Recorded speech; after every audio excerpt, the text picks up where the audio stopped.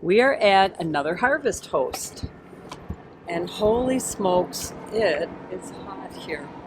So we left Milwaukee, Wisconsin, and we were actually visiting our friend Cindy in Sioux Falls, South Dakota.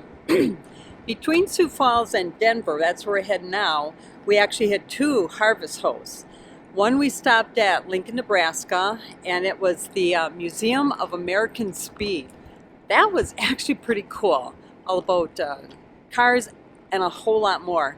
But now we're at the Gold Spike Tower in North Platte, Nebraska. The Golden Spike Tower offers the best view of the world's largest rail yard, the Union Pacific Bailey Yard. And this is where every day approximately 10,000 rail cars are sorted and sent on to their next destination. It's August 2nd, 2022, and I don't know if pseudo is something that I don't know, but we're parked there. We have the ability to chug down multiple beverages if we want to. We're going to be in a building that I'm sure has indoor plumbing and drinking fountains and bubblers, but nonetheless, Sue is making me schlepp this along for her, just in case. She's like, that's my emergency. Yeah, I'm thirsty all the time. She's thinking maybe she's going to drop, because it's so warm. I am. So, wow, since we got here, it looks like another harvest host showed up. Yeah, it's got to be. It's 103. Okay, I was going to say over 100 here. And when you walk out of the air conditioning, it immediately feels like a sauna, but it feels good. Yeah. But it'll only feel good for 3.5 minutes. That's right. And then it won't feel good. Now, we've got air conditioner 1 and 3 on. We're keeping 2 in reserve. Got the generator running. We proved last night that it did not overheat in 100-degree weather. What I wanted to say was when I was out here before and I was making sure that the Honda was in park and locked up for the overnight, I had this overwhelming feeling that I want to share with everybody on what it is to be an RVer. And it's whether you're a full-time RVer or you're just a traveler on a number of weekends or a vacation. When you look at this tower, I looked at this on the internet, and because of my engineering background and the love of the trains and all the structures and the whole idea and romance of rail travel, I thought, I have to go see that. I have to be there. I have to be in that tower, and I want to look down and look at all those rails. All right. And we set in motion. We use RV Trip Wizard, and I'm going to try to do an episode where I show you the 3 days it took me to put together our whole deal. But the point is that I put the plan in place. We executed the plan. There's Myles. Sue's behind the camera. And we're both here, and we're going to do this. And I kind of got overwhelmed with emotion because that's the beauty of this life. I mean, you look at all of the corn and everything around here. It's hotter than blazes. Oh my God. If it gets any hotter tonight, I'm thinking I'm going to hear popping in the field. Oh. And if I do, I'm going out there with salt because I ain't wasting it. Right. So this is actually the angle we came in on, and we're going to have to ask inside what is the best way to approach, because we actually ran into a couple oops, what the heck now, but you can see once you're in here, we'll give you the lowdown on how to get in here. The Gold Spike Tower is in North Platte, Nebraska. We used TripWizard and our Garmin to navigate. Both were for RV friendly routes, which had our height and length plugged in. I checked out Google also and definitely didn't want to do that. So really, our oops was more like a what the? It was our worst experience so far getting to our destination.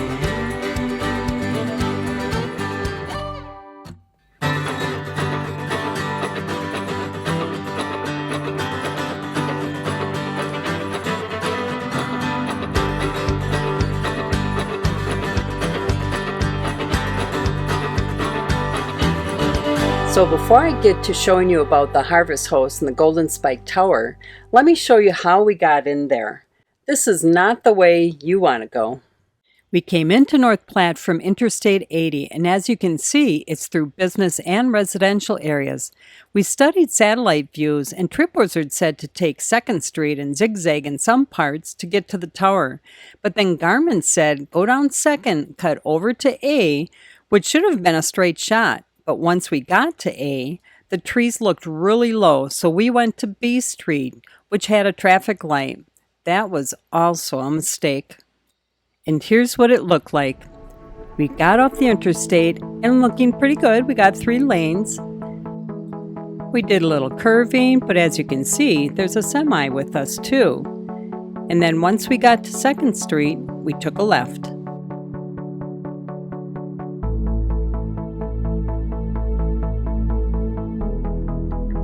Turn left at the stop sign, then take the 2nd right. You want me to turn left? Take a left, All right.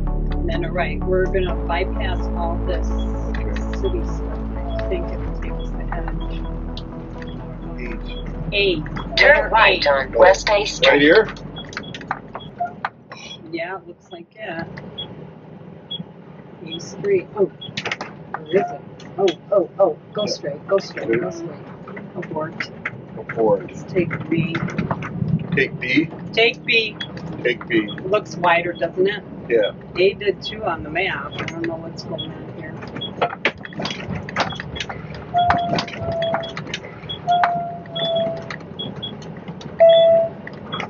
This didn't look much better, so we decided to get back over to A Street.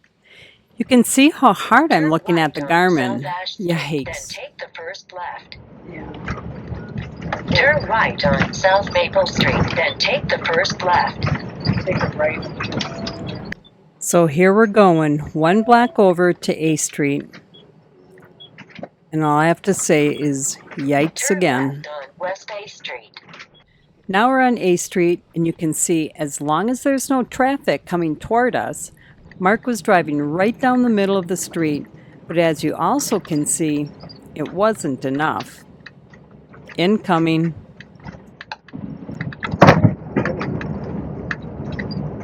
Oh, that didn't sound good. It's a tree branch.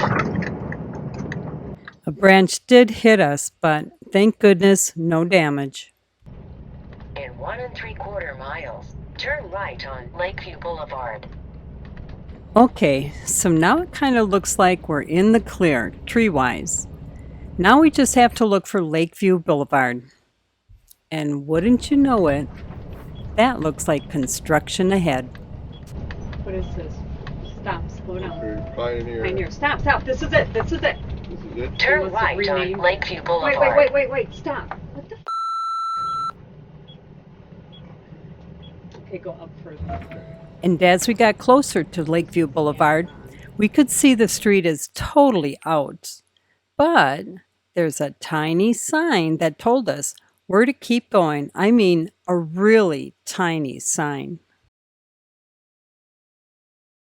Golden Spike Tower, right there. Oh, straight ahead. Okay, let's keep, we're going down the road then. That's not gravel, it's lit. Okay. This was the hardest thing. I hope you got cigarettes hidden. We finally made it to Homestead Road and turned right. We could see the tower in the distance, and I think we both let out a big sigh.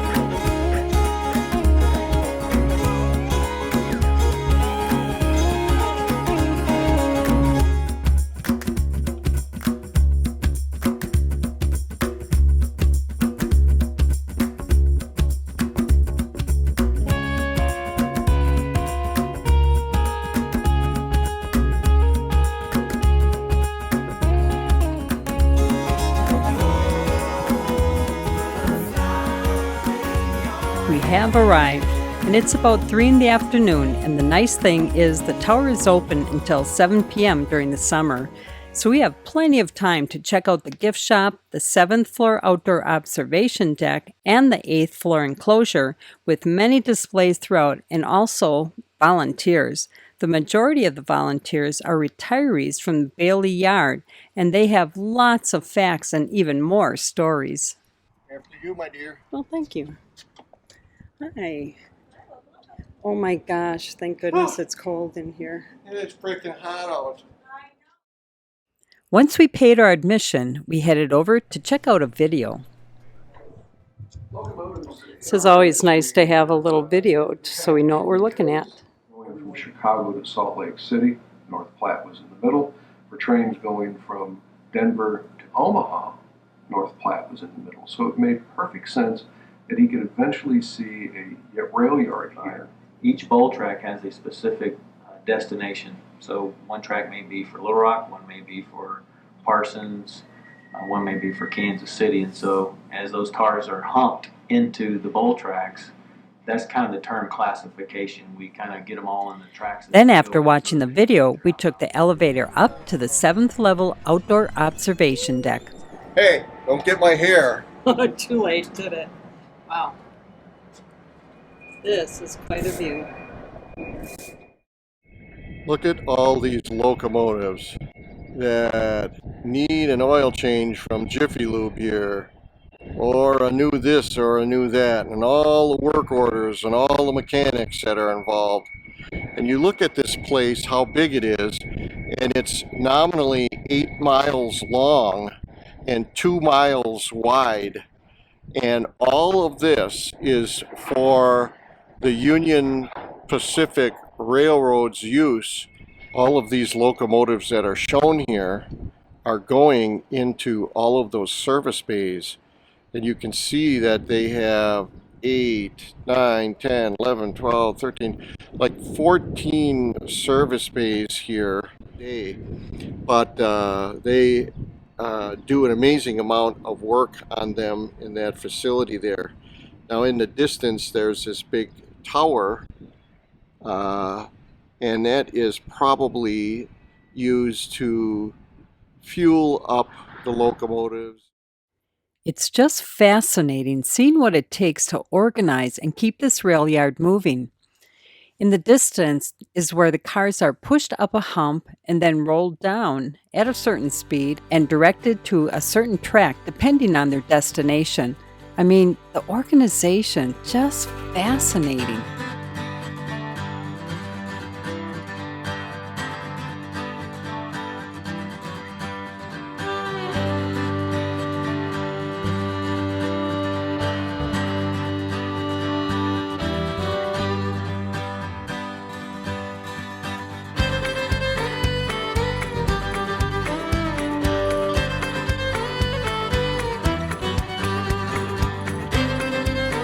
So I actually grew up, my house was like maybe 300 yards from a railroad track, and behind our house was a field, and beyond that was a rail yard.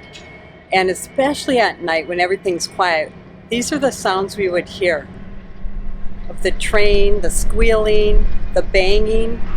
And when I hear that, I get like a comfortable feeling. It's kind of like comfort food, but this is comfort audio. I love the sounds. And now up to the 8th floor, which is enclosed and is like a mini museum with all kinds of information and history about the Bailey Rail Yard. All right, Mark just took off on me. I came up to the 8th level. We'll see if he's up here somewhere. I'm going to assume he is. Just as I suspected. He's making friends. This gentleman was a volunteer and retiree of the rail yard, and Mark had a lot of questions for him. I think they spent well over an hour just talking. And like I had said, the 8th level has a lot of information and history about the Bailey Rail Yard, including this model of the diesel shop. This is the world's largest rail yard and a really great harvest host stop. And if you're a big rig and towing, let me show you a better way to get here and to get back onto I-80. Here's the map that she gave us and outlined where to go. So we did end up going back down A Street, but then we turned onto Buffalo Bill Avenue, much more wide open, went over a bridge and along South River Road, which took us right up to the entrance onto I-80.